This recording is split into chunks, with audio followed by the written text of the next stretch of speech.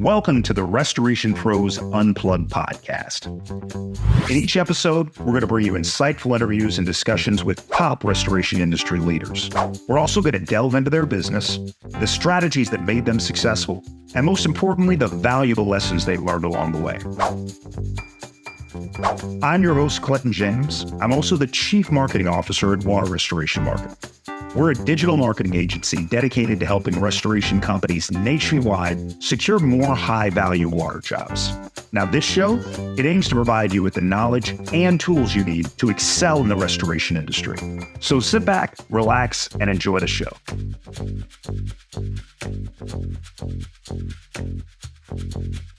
Hello, and welcome to the Restoration Pros Unplugged Podcast. I am your host, Clinton James. I'm also the Chief Marketing Officer with Water Restoration Marketing. I'm bringing back for a second interview one of our guests, Keith Lewis. Keith, thank you for joining us. Thanks, Clint. Appreciate it. So the first go around, we talked about one of Keith's businesses in the restoration space, the Restoration Entrepreneur. They do a lot of coaching and consulting for restoration businesses, everything from processes to sales to marketing, kind of getting a new business off the ground or helping an existing business kind of prep, get their revenue numbers up for potentially a sale of some kind there. Today, we're going to dig into another newer business of yours, I believe, which is Estimation Pros. So tell the audience a little bit about Restoration or Estimation Pros, how long it's been in business and the services that you guys offer to restoration companies. Sure. We've been in business 2 years. It's quite literally a spinoff of the Restoration Entrepreneur. Everything you need is right there. You can go to our website, see what the pricing is for any given estimate size. You can submit the estimates right there online, which literally takes, about a minute. You attach scope, sketch, and pictures, click a couple boxes, click submit, you'll get a receipt. And then one of my estimators will call you once they're working on the file if they need anything. Otherwise, they'll at least touch base and say, hey, we'll be done with this in most likely a day or two max. Okay. So, go ahead. No. I was just going to say, what's the brainchild behind this? Because obviously you're working with restoration companies there. What made you think that? Is it that these guys just suck? They're leaving so much money on the table when they're submitting these claims for insurance companies? Or what? That's exactly what it was. As Corey and I were looking at people's accounting and books, we felt like their profit margins were a little low. And guys immediately go to their subs and their costs, which it can be. But really, at the end of the day, it's surprising how much a lot of the guys that go home at night and pop out, 5 or 6 or 10 Xactimate estimates, how little they know about Xactimate in and of itself. If they've got 5 years of experience, yeah, you could probably punch out a pretty decent quote with reasonable margins. But for the most part, we've got a half a dozen pros that do it every day. Most of them have 10 or 15 years experience, by the way, which is incredible. A couple of our guys are previously PAs, and they just know how to write it. When you have a TPA estimate, or you say, hey man, this one is just an organic estimate, not this one through the roof. We could do that too. So that's one of the things we have on our list. Do you want us to be conservative, middle of the road, or you want us to be hyper aggressive? We can quote it anyway. You check out the box. Typically, when it's a TPA, it takes kind of an estimation practice. It's on and of itself. But for the most part, if you let us know what you want, we'll go to town if you want us to. If you want to haggle with the adjuster, we'll give you plenty of ammunition to do that. And that's where it all started. Just looking for other opportunities for guys to make money. For the most part, a lot of guys' books we looked at when it really came back to estimating, either the owner wasn't creative enough to put together highly profitable estimates, or they were using a service that wasn't up to snuff, or if they had somebody on staff, unfortunately, I know we've helped get a couple of people fired. But, we talked about a couple guys in another podcast about my guys up in North Carolina that are doing like $7 million a year. We had them send us a bunch of estimates from, I think it was like a 30 or 45 day period. And I mean, we weren't even into an hour before we were like, guys, right here, we've already pretty much found the 80,000. Let's look at those two scenarios, right? You've got a business owner that's also doing his own estimate, right? That just sounds like a recipe for disaster because he's being pulled in a million different directions. He's wearing a bunch of different hats. And let's be honest, sometimes he's going to cut corners in the interest to get it done in a timely manner, right? Another example would be somebody that has somebody on staff that's hired to do those, but the way those people are compensated, it's not a direct reflection of the additional revenue that they're going to bring in from, writing a good estimate and getting that cleared there. And then you got the agencies, right? These third-party agencies that folks use, and some of them are good, I'm sure, but I don't imagine they have the team with the experience and the skill set that you've been able to put together with Estimation Pros. So talk to me a little bit about what companies and what scenarios kind of benefit the best from using an outsourcing estimating service like what you put together with Estimate. Well, you've nailed all three of them on the head, okay? And they're three distinct answers. A lot of the estimation companies right now are outsourcing to India, or they're doing them through AI. And all that really provides is a very 30,000-foot overview to the estimate, which leaves a lot of money on the table. So we'll move that one over here. The other two, if you've got somebody employed, we both know by the time you're paying them their salary, their vacation, their benefits, you're probably looking at like $80,000 out the door, because we've calculated this several times. On average, yeah, you might think you're paying them $40 or $50 a year, but really once you move into benefits and everything else, let's just stick with what we found to be kind of the industry average of about $80,000 a year. Unless that person truly has 5 to maybe 7 years experience, they're not experienced enough to be a full-time estimator on a larger business, in my opinion. Even once they get going, unless you've spent the time to send them out and spend in the neighborhood of about $5,000 to get them up to speed and send them to all the classes and all the gurus, they're leaving too much on the table. They don't have enough macros. They're not putting enough in there for just ancillary estimation items. So in our estimation, like, if you're paying them that kind of money, they're not experienced. So, you're going to be paying a good estimator a good bit more than that. And even some of them, they may come to you looking like they're extremely experienced, coming from a competitor, and they were there for 7 years. But like what I see all the time is, yeah, he was there for 7 years, but he only wrote MIT estimates. And now he just started learning to do rebuilds a year ago. Right. Doesn't have enough experience. When you're doing $400,000 fire jobs, he can't cut it. I'm sorry. But, it's just all these things compound. And if you were to send a lot of those estimates out, and we'll call it fact checking them, you're going to see right away, you're leaving a lot of money on the table. So what you would spend is actually equivalent. If you were to send those estimates out to us, if you're paying that person $80,000 a year and you're a $3 million restoration company, you're going to spend about the same amount to source it out to us. Now, I'll tell you horror stories about that. I'm not trying to, only outsource your estimates. I'm not saying that. But if you just know, a little quick point here is always make sure you have your Xactimate password. Because I can't tell you how many people come to us and say, my estimator quit. I don't have the password. Oh.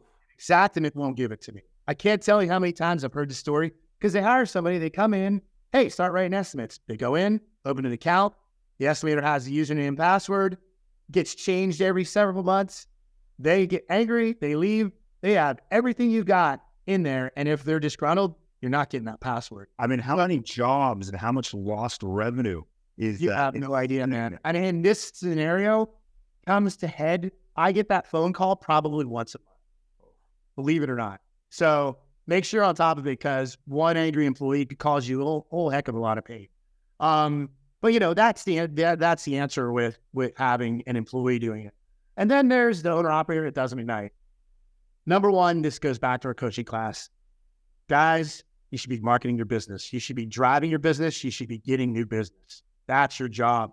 To go home and write estimates, forgive me, I know you've been doing this for 10 or 15 years. You shouldn't be doing it at the end of the day when you're tired. You got to be on point. I know you've got a bunch of macros. I know you've done thousands of estimates, but it shouldn't be your thing to do when you come home, or even sit in the office doing it during the day. Not even from the standpoint of estimating, but should be driving business in the door. You should be closing business. Even if you have a salesperson, you should be out there. Secondly, you should be doing other things. Even if you have that covered, you should be giving this away to somebody that has the ability, or giving it to a company that's going to write them for you. So that's my opinion. That's what I've seen in the industry. I hate seeing owner operators writing their own estimates. I know that there's an anticipated cost there, but if you're already making, $300,000 or $400,000 a year, go scale your business. You could double it and sell it to private equity for $15 million. It just doesn't make sense. Is that so I imagine folks approach you, they're potentially looking at using your service for estimating there. And that's got to be the hardest objection that you run into, is that guy that's been doing this for 10, 20 years. It's convincing him to, hey, instead of spending 2 hours writing estimates every day, why don't you spend that 2 hours out networking, meeting with plumbing companies, meeting with public adjusters, cultivating those relationships that are going to drive more top line business for you? Is that the toughest objection that you run into when you're having conversations with folks about outsourcing their estimating? But it's a particular type of owner operator. You know, they are stuck in their rabbit hole, and that's the way they've always done it. And I understand, but if you really want to scale the business and work, a normal 8-hour day, you're going to have to send that out. I mean, most estimates, the smaller estimates are $575. The middle of the road ones are $710.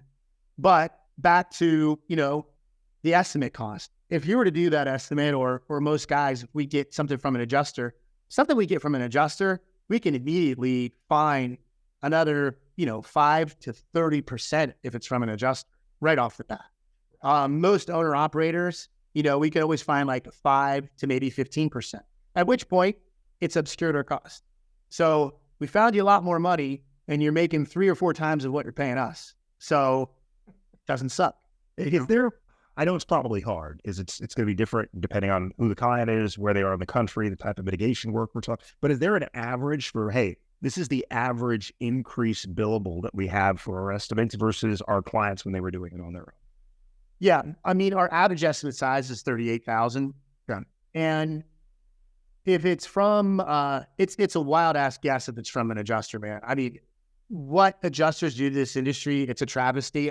I can't even believe that they estimate things so low. So let's just push that one off, because we've sometimes got 10, 15, 20, sometimes we've tripled adjuster estimates, sometimes more. So it doesn't really even count, which an owner operator would be able to do as well. But if you're talking about an average owner operator, I'd say at 38,000, we'd pull another 6,000 to 7,000 out of it, give or take. And on average, what would they pay you for doing that for them? If it's a $38,000 estimate, it's $710. Oh. However, hang on. If this all started with an adjuster's estimate and the adjuster already got him up to say 20, 25,000, we're only charging him on the difference. So if we got him another 15, that would only be 575. Oh. All right. Well, we're not billing on what the adjuster brought you. We're only billing you on what we found.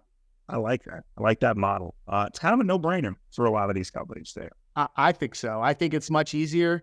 And unlike a lot of our competitors, if it's under 100,000, you'll have it back. I was going to ask about turnaround time, because, right, I imagine part of the need for a service like yours is obviously to get the most out of their estimates, right, dollar-wise, but it's also speed, and it's also making sure that estimate gets across everyone's desk and gets paid in a timely manner there. So talk a little bit about what that turnaround time is. What do they have to do if someone's submitting an estimate? What do they do through your interface? What does your process look like, and what can they expect in terms of turnaround time? It's very simple. You just go to the website. You just put in your name, your name, email, and phone number, then the client's address, some specific questions. For example, is this a TPA? Do you want it light or heavy? And these are all check boxes. So it's bam, bam, bam. You can fly right through it. You have to write out a scope, which usually, five sentences should be sufficient. Okay. You can attach as many pictures as you want. Okay. If you have the adjuster's estimate, attach it. And then a sketch of the floor plan, if you have one. If you don't, napkin sketch it, take a picture of it, and put it in there. That's all. Oh. All right, so you're trying to make it as easy as possible. So literally, spending 5 minutes, maybe max, getting. And we're also working on an app too. So pretty soon you'll be able to do all that right from the app. Okay. Everybody's got it like that. Yeah, I know. But guys are out in the field, and the guys that do want to do it, I want to make it as easy and as quickly as possible. Because that 6 hours from the job site of going to see 3 other jobs, that means you'll be getting it back that much earlier. So let's talk about that. What's the time frame in terms of when you guys, let's just say $38,000 estimate, right? What's the time frame you get that and you're able to turn over the information that they need on their end? About a day and a half. Okay. Once you get up over 50,000, you might be into 2 days. And then the things that are the large loss, up over 100,000, depending on complexity, sometimes as fast as 3 days. They're they're not going to have the time to knock that same estimate out. No, especially Do another. we're pretty good at, I think we're probably one of the leaders in large loss. If you want to blow them out of the park and piss off the entire insurance company, we are your estimator for large loss. We rub a lot of feathers with large loss, but it depends on what kind of, but if you let me know you don't want something that's, over the top, we'll write it as such. But in the larger estimates, we like to go to town and still keep it below, the max. Okay. So we really we do a lot of large loss up in Oregon, California, believe it or not. We do a lot of stuff in California. We've been doing a lot of historic homes lately. I don't know where they're coming from, but big $400 to $1 million losses. Well, we're going to get to some specific jobs here in a second, but before we do that, let's give a little bit of free value, if you will. Sure. Give me a couple of examples or areas in which restoration companies are leaving, like the easiest ones off the top of your head, where they're leaving money on the table when they're writing out these estimates for the insurance company. I hate to see guys give away. It drives me crazy because of the profit margin and mitigation. There's some contractors that are just getting into the business. Mm-hmm. They come to us. We're perfect because they're like, I need an exact estimate. We come up. Keith, I did an estimate and the adjuster said, I need an exact estimate. No problem. Send me a scope, sketch, and pics. And then he starts talking to me and he's like, yeah, I'm just going to sub this part out. And I'm like, whoa, do not do that, dude. Don't send it. I'm just going to call ServPro. And I'm like, whoa. You just gave everything away, man. Don't give anything away. If you want something like that, if we're doing an estimate for you, I'll just say, hey, call Corey. Corey's like, you need 12 fans, 3 dryers, this, and this. I'll tell you what to do. Go buy a moisture meter. And right there is, $7, $8, $9, $10,000. Boom, done. And you can rent that equipment nowadays. You can rent that equipment. You don't even rent it, man. Don't give that job away. Dude, half the time when you show guys this, they're like, I can't believe these guys are robbing me. I can't believe they're charging me this much to do this. So I'm like, come on, man, do it. So for the guys that know are looking at me like, well, gee, everybody knows that, but they don't. Like ordinary contractors do not know that. All right, so vice versa too for the carpet cleaning guys. They're like, Keith, send me an estimate. Send me an estimate. I need an estimate because they were doing carpet. They water loss. They go in for water extraction. I started doing some mitigation. Yeah, some painting. Will you estimate this in exact? And I need it for the adjuster. Absolutely. Do it. Same thing. Yeah, there's a bunch of drywall work. I'm just going to give it all away to somebody. Time out. No. Sub it out or bring on a partner or have them pay you back for using that because right there's thousands of dollars and it's not everybody's always perceptive to that. And it drives me crazy because they're giving away so much money.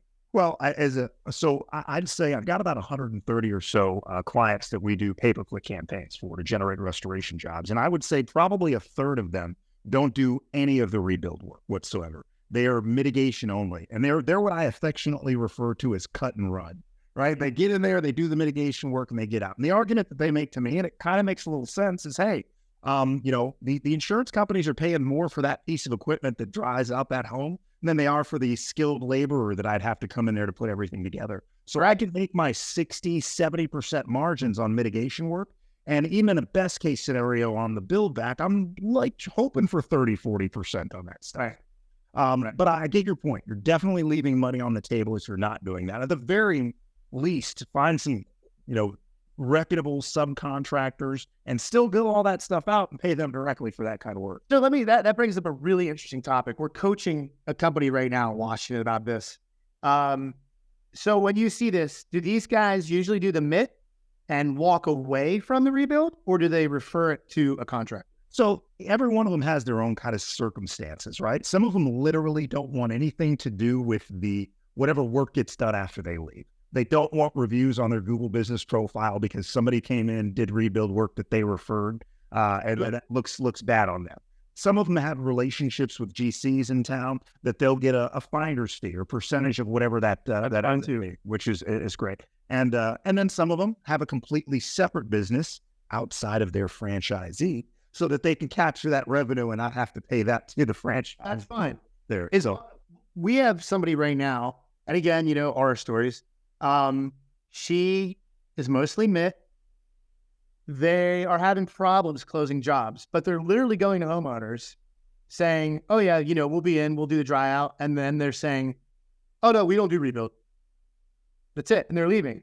And they're wondering why they're not capturing as many jobs they used to. And to us, it's obvious. It's like, sell the whole job, sub it out, do whatever you want to with it, but close them, take the whole job. And immediately when they started doing that, their close ratio on jobs went up 36%, like that. Just because they're a turnkey solution. It's turnkey.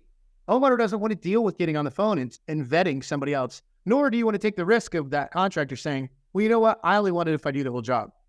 So, 36% increase in sales, just like that. So it all depends on how you're looking at it. And we know two things, right? We know that the homeowner would rather deal with one company through the entire process there. Absolutely. And we also know the insurance companies would rather work with one company through the entire process as well. I know. Look, all right. So we've talked a little bit about the averages in terms of what kind of increase in revenue they can see from using an outsource estimator like you guys. Give me some good stories, right? Give me whether it was an audit that you did for an existing estimate somebody put together, or one where you got a public adjuster's estimate and kind of went to town on that. Give me some good stories on some money that you made for somebody. Yeah, but every deal we do is more than the adjuster. Every deal we do is more than the contractor. Nobody would come to us. But I will give you, I'll also give you other free tidbits. So we have a company that does multifamily loss in the Chicagoland area. They're doing water and they're doing rebuilds now. But this is how we met. And this is how the phone call goes. Hey Keith, how you doing? Can you help me with something? I said, sure, what's that? So State Farm sent in these guys before they paid us, and they're supposed to analyze our file. They're a third-party consultant. I'm like, okay, so what's up? They're like, so we don't have any moisture readings. And I was like, oh boy, here we go. And he's like, so what should I do? I'm like, you can try to fight them, bud, but I don't have good news for you. Like, you can't falsify these, nor can you really do anything, because even if you did on a spreadsheet, they're not going to accept it. It has to be some sort of an electronic signature of some sort. Lo and behold, they sat down and went to mediation, and we just helped them in as many areas as we could. I think that it was like $60,000. I think they ended up getting like high 30s, low 40s. So they basically got their cost back at it, plus a couple bucks. But this is another thing about new guys versus old guys. Even if you're getting started in the industry, make sure you have a good moisture meter. Go spend $100 and get the app called Mika Moisture Mapping. And whenever you walk into a job and it's a wet job, just start taking moisture samples and record them. Just do it. Mostly because of this, I've seen a huge influx of third-party solutions analyzing both mitigation and restoration jobs. I feel like, I could be a cynic and say all the insurance companies are trying to get out of paying, but I'm seeing this a lot more from the Chicago down through Ohio, that area, and then everywhere in New York State. I've had people call me for it as well. So make sure you're tracking your moisture readings. And I'm not talking about writing them down. Go buy a good moisture reader, buy Mika Moisture Mapping or any one of the apps, and start recording all of your moisture readings, because once you have it, it's a situation you can't get out of, and you can't go back. You can't lie. There's only one way to do it. So that's one area I'd say make sure everybody's doing it. The guys who are in the industry know and use it anyway, just because it's easier. But newbies don't realize how critical it is. If you mess it up, you might not get paid at all. Yeah. All right. Good value there.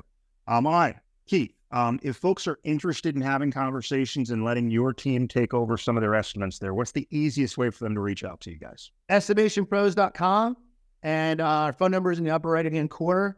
You could submit the estimate right away. And if you circle back or just send me a text or a message, the email there is claims@estimatesubmit.com. That's claims@estimatesubmit.com. Any way you submit it, whether you do it online or through email, I'll give everybody 20% off. I'll give you 20% off for the first 10 estimates. Hey, I like that. All right. Our audience getting a little additional value if they come. I'm getting aggressive. It's a great service and we're growing very fast. And I just think I feel very powerfully about what we can do for people. How big is the team right now? 6. And you guys are cranking out how many estimates on a monthly basis? It's good worse. Per week, I would say it varies greatly based on what storms and what hails rolling through the middle part of the country. But probably 50 to 80 a week. Well, we're getting ready to see a lot of inclement weather here over the next few months. Everybody to top on. Another quick and easy one for guys in roofing. All our roofing estimates, as long as you're not getting an interior, all roofing estimates are $250. Oh, wow. Super cheap. And if you don't supply the roof slar or, whatever supporting data, we'll buy it for you and we'll still estimate it and turn around in a day and a half. So we can have roofing estimates turned around almost immediately, $250. And there's another one. I think we're best in the business. Even with simple roofing estimates, I think we help you guys take everything off the table away from the insurance company. All right. So whether it's mitigation work, whether it's rebuild work, whether it's roofing work, you guys can get an estimate put together and get it turned around really quickly for it. Large loss too. Commercial, hotel, hurricane, fire. All right. All right, Keith, again, thank you, my friend, for jumping on here for round 2 of our interview here. If you didn't listen to the previous interview I did with Keith, he talked about the Restoration Entrepreneur, which is a coaching and consulting program that he works with restoration companies in all different stages. Even if you're just new and getting into the business, he can definitely help you. Or if you've been in business for a decade and you're looking to scale up so that you can make that exit, his team can help you with that as well. So Keith, thank you again for all the value. If you folks like what you heard today, please subscribe. Restoration Pros Unplugged will be back with some interviews, insights with great entrepreneurs and professionals in the restoration industry. So until then, stay safe, stay dry, and stay busy. Thanks, Keith. Thanks, Clint. Thank you for listening to the Restoration Pros Unplugged podcast. If you like what you heard today, be sure to subscribe, share, and also leave us a 5-star review. We'll be back with more interviews and discussions with restoration industry leaders really soon. In the meantime, if you're a restoration company looking to add more high-value water jobs, you can reach me and my team at waterrestorationmarketing.net. Again, that's waterrestorationmarketing.net. I look forward to hearing from you soon.